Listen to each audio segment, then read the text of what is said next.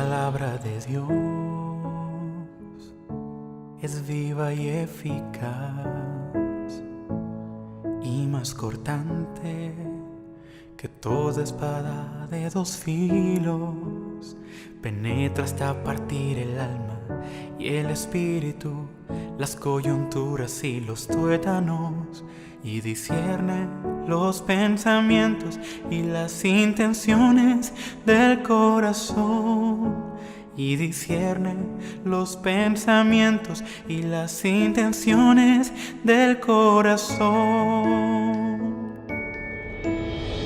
Porque la palabra de Dios es viva y eficaz y más cortante que toda espada de dos filos.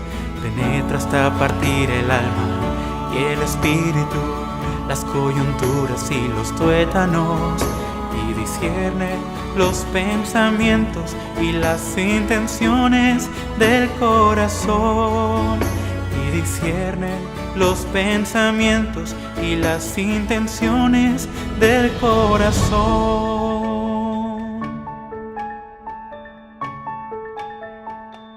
Buenas tardes, hermanos. Las canciones de hoy son: la primera se titula Por mi causa y la segunda es el himno Sembraré la simiente preciosa.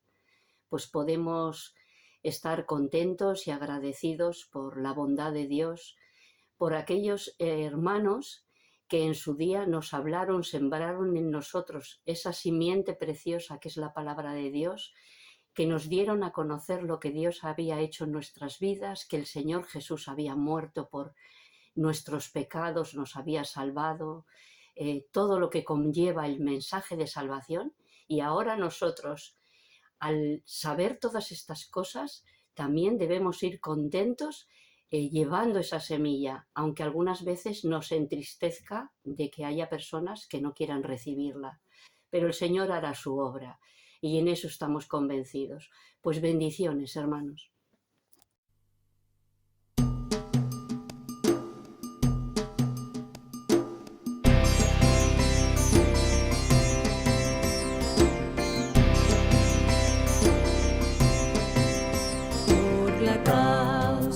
Del Señor hemos de ir con gran valor y proclamar que Cristo es el Rey y Señor. Por servir a nuestro Dios, al mundo y para sembrar, muchos oirán y a Jesucristo seguirán.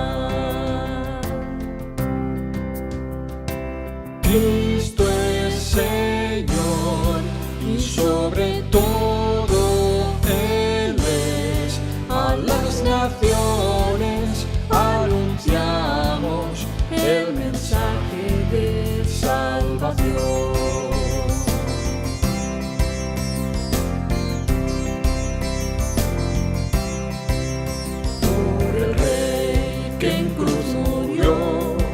Sobre sí Él soportó nuestros pecados, la justicia Él cumplió. Por Jesús que es vencedor, porque la muerte derrotó para librarnos de la eterna perdición. Cristo es Señor y sobre todo Él es. A las naciones anunciamos el mensaje de salvación.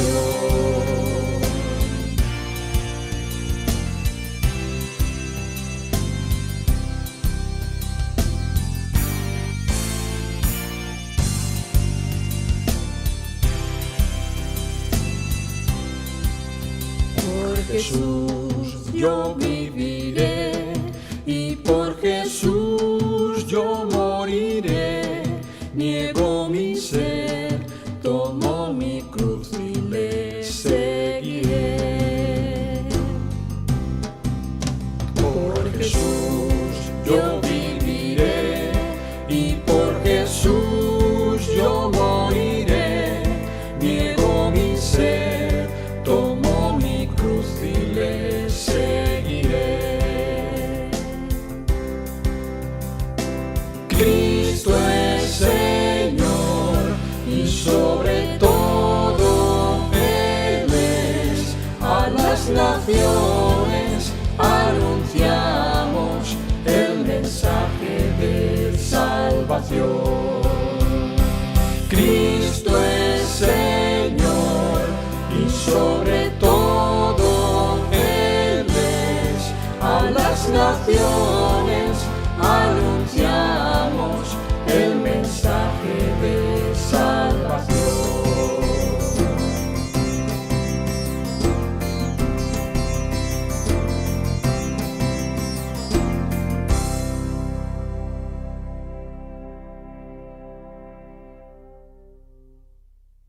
Una preciosa historia de fe. Que vivo por tu amor. Los que sembraron con lágrimas.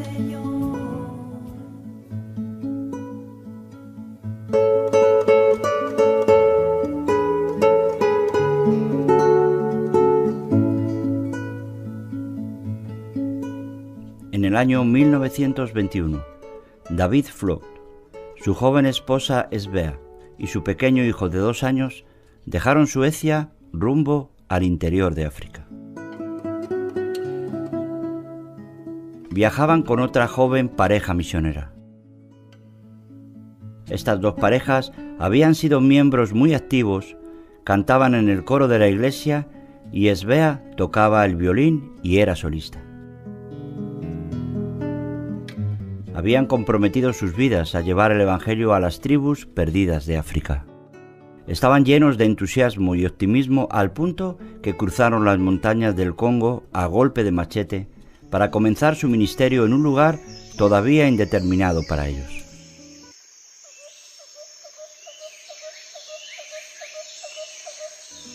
Para su sorpresa, aldea tras aldea se rehusaba a darles entrada, convencido de que la presencia de aquellos blancos enojaría a sus dioses y les traería grandes problemas.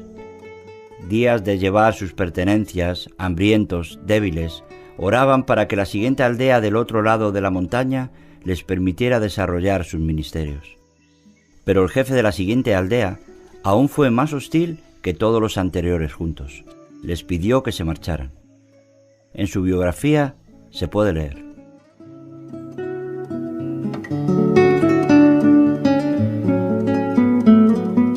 lucharon para llevar sus pertenencias hacia la cima y al establecer las tiendas de campaña sabían que estarían demasiados cansados para levantar campamento otra vez. Decidieron entonces limpiar el terreno y construir una choza de barro, haciendo lo mejor que podían para soportar la hostilidad de los aldeanos. Durante las siguientes semanas de agonía, que se convirtieron en meses, David y Svea Flood lucharon con la lengua swahili y junto a los Erickson trataron en todo lo que podían acercarse al jefe de la tribu, quien endureció aún más su posición. Los aldeanos tenían prohibido aún de visitar a los misioneros. Solo a un pequeño niño se le permitía ir y venderles pollos y huevos. David estaba sorprendido de la insistencia de su esposa, que aunque no fueran capaces de entrar a la aldea ni de alcanzar a África para Cristo, ella aún podía ganar a este niño para el Evangelio. Así que, cada vez que el niño les visitaba, ella le demostraba amor y atención, hasta que los otros misioneros vieron cómo un día ella se arrodilló con el niño y le guió en una oración de arrepentimiento.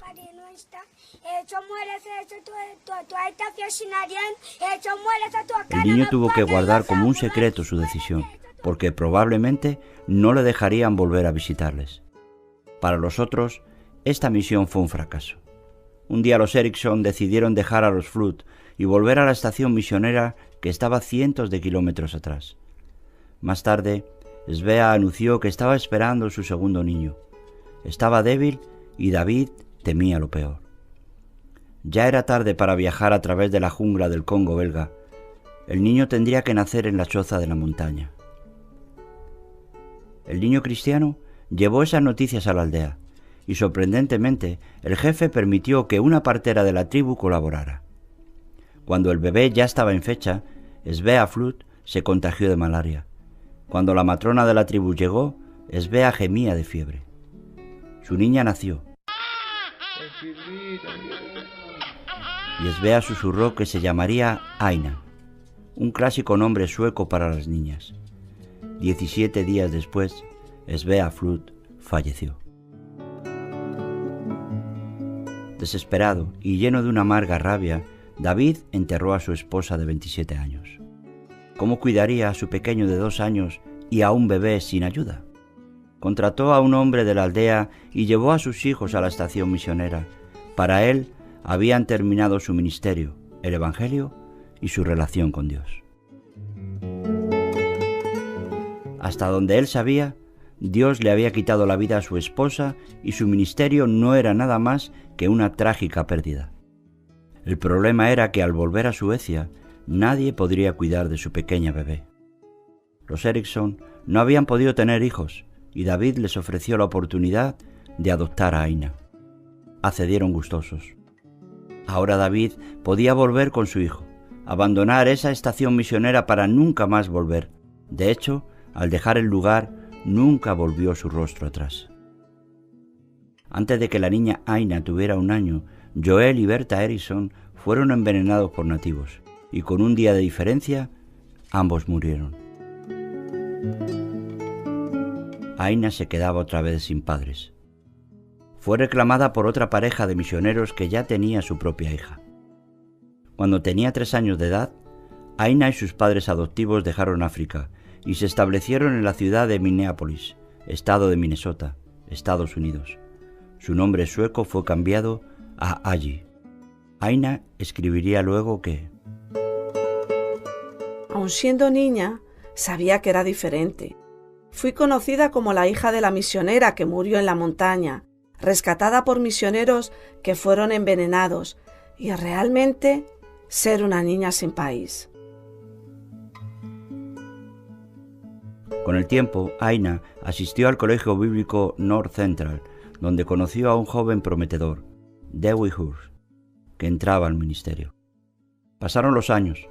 Aina no tenía ninguna información de su padre, sabía poco de su pasado, sabía el nombre de sus padres y de Suecia, pero poco más. No tenía tiempo de pensar en ello con un esposo y una familia ocupados en el ministerio. Su esposo había sido nombrado presidente de un colegio bíblico en otro estado.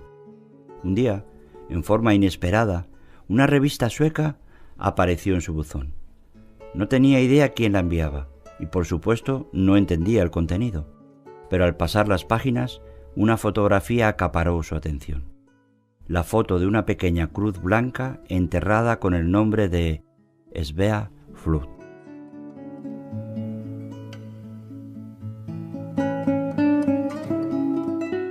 Enseguida buscó a un profesor sueco del colegio bíblico. 2 misioneros caminando por la selva llegaron a una aldea en el Congo belga y tomaron esa foto. Averiguando en la aldea, les contaron la historia que reproducían en el artículo. También contaban que luego que los misioneros se fueron, el niño cristiano solicitó permiso al jefe de la tribu para comenzar una escuela.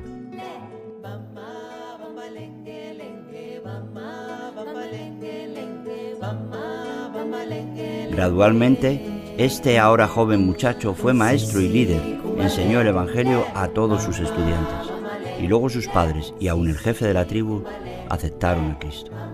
Ahora esa aldea tenía 600 creyentes y una iglesia muy activa. Todo gracias al sacrificio y las lágrimas de David y primeramente de Svea Flut. Aina no lo podía creer. Comenzó a llorar y a agradecer a Dios por dejarle saber la verdad sobre sus padres y su sacrificio. Para el 25 aniversario de su boda, el colegio bíblico les dio al matrimonio Hurst un boleto para visitar Suecia, donde Aina, entre otras cosas, podría buscar a su padre. No fue difícil. David Flut se había casado, tenía 4 niños, pero su segunda esposa también había fallecido. Ese anciano era ahora un alcohólico, agnóstico, y maldecía a cualquiera que le mencionara a Dios. Luego de una emotiva reunión con sus medio hermanos y hermana, Aina quiso ver a su padre. Sus hermanos no estaban muy contentos de esa idea. Se había convertido en un hombre amargado. Tampoco ellos lo veían mucho y, sobre todo, odiaba a Dios. Le advirtieron: si lo ves, no le hables cosas espirituales. Cuando escucha el nombre de Dios, estalla de furia. Aina estaba determinada a verlo. Al fin fue a su departamento. La puerta fue atendida por una señora de la limpieza. Dentro de su cuarto había botellas de licor en cada repisa de la ventana. La mesa estaba cubierta de más botellas. Y en un rincón apartado, un viejo pequeño y arrugado tirado en una cama deshecha, con su cabeza contra la pared. La diabetes y un derrame cerebral lo tenían lisiado en ese cuarto desde hacía 3 años.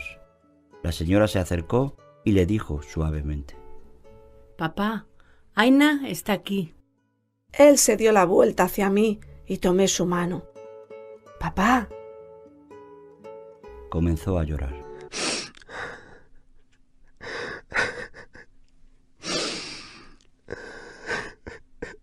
Aina, nunca quise dejarte. Está bien, papá, dije mientras tomaba sus manos. Dios cuidó de mí. Se puso rígido y dejó de llorar. Dios nos olvidó a todos. Nuestras vidas están así gracias a Él. Estuve en África todo el tiempo y solo pudimos hablar a un niño pequeño. Y luego perdí a tu madre. Papá, tengo una historia que contarte. No fuiste al África en vano. Mamá no murió en vano. El niño pequeño que ganaron para el Señor creció y toda la aldea reconoce a Jesús.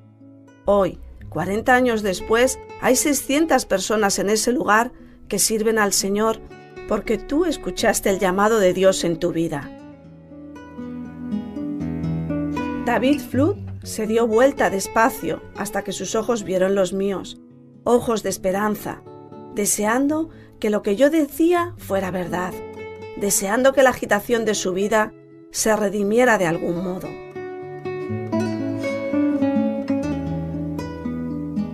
Papá, es una buena historia. Tenemos un Dios grande. Las lágrimas volvieron. Comenzó a hablar.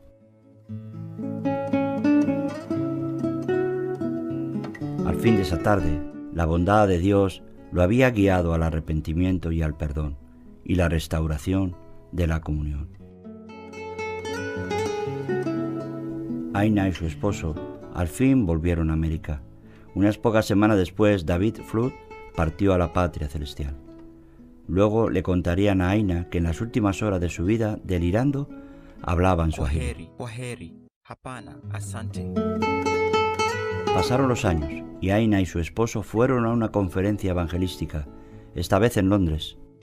Varios líderes de diferentes denominaciones y asociaciones de iglesias de África fueron a compartir. Uno de ellos era de Zaire, superintendente de la Asociación de Iglesias Nacionales de ese país. Representaba a 100.000 creyentes bautizados. Habló elocuentemente sobre la difusión del Evangelio en su país. Dijo: tenemos 32 estaciones misioneras, un hospital de 120 camas, varias escuelas cristianas y nuestras iglesias tienen hoy 100.000 cristianos bautizados. Luego Aina corrió hacia ese hombre y le hizo algunas preguntas, una en particular. Señor, ¿conoció usted a una joven pareja misionera llamados David y Svea Flood? Ellos estaban en una estación misionera y lo único que sé es que estaban en la cima de una montaña. Sí, madame. Yo solía venderles pollos y huevos. Fue Svea Flood la que me guió a Cristo. ¿Quién es usted? Yo soy la hija de Svea Flood. Yo nací en esa montaña. Las lágrimas rodaron por las mejillas de ese hombre. Me abrazó y en su estilo africano me sostuvo y comenzó a bailar, sollozando desde lo más profundo de su alma. Muchas veces me pregunté, ¿qué le sucedió a esa pequeña niña cuya madre murió por nosotros? debes volver a su lugar de nacimiento. Tu madre es la persona más famosa de nuestra iglesia. Ella accedió. Luego de meses de planeamiento, Aina y su esposo hicieron el largo viaje de vuelta a ese lugar tan especial. De hecho, llegaron al lugar donde su padre la dio en adopción a los Eriksson. En este lugar, ella había vivido y jugado en el barro con sus amigos africanos, aprendiendo la lengua swahili. Visitó la tumba de sus padres adoptivos. Llegar a la aldea fue tan difícil como lo fue para sus padres, pero esta vez había cientos de personas esperándoles, en medio de un arco de flores.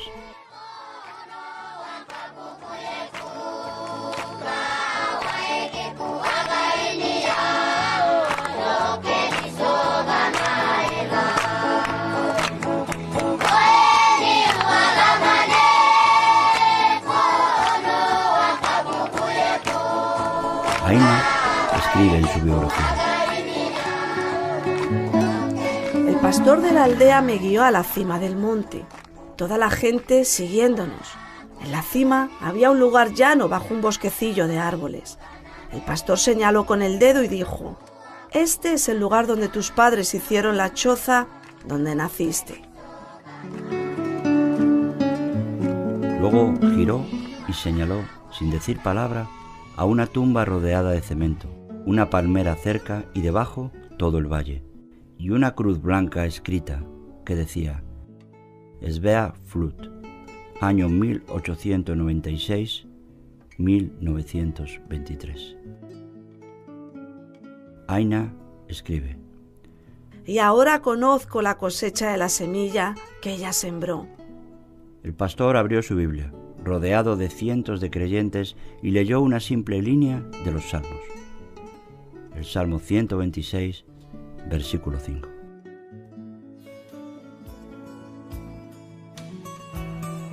Los que sembraron con lágrimas, con regocijo segarán. Los que sembraron con lágrimas, felices cosecharán. Dios sabe lo que es llorar. Dios sabe lo que significa sufrir pérdidas. Dios sabe lo que significa sembrar semilla que parece que no dará fruto.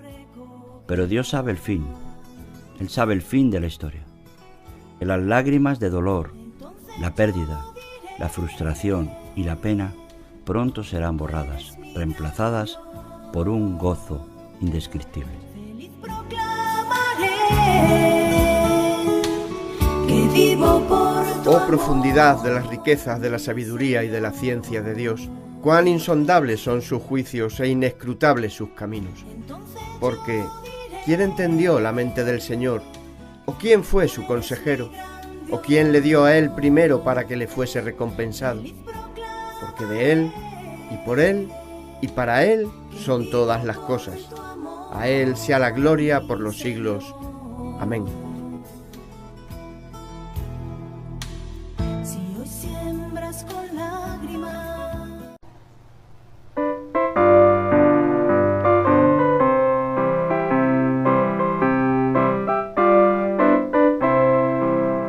Sembraré la simiente preciosa del glorioso evangelio de amor. Sembraré, sembraré mientras viva, dejaré el resultado al Señor. Sembraré, sembraré mientras viva simiente de amor. Segaré, segaré al hallarme en la casa de Dios. Sembraré en corazones sensibles la doctrina del Dios del perdón. Sembraré, sembraré mientras viva, dejaré el resultado al Señor. Sembraré, sembraré mientras viva simiente de amor. Segaré, segaré al hallarme en la casa de Dios. Sembraré en corazones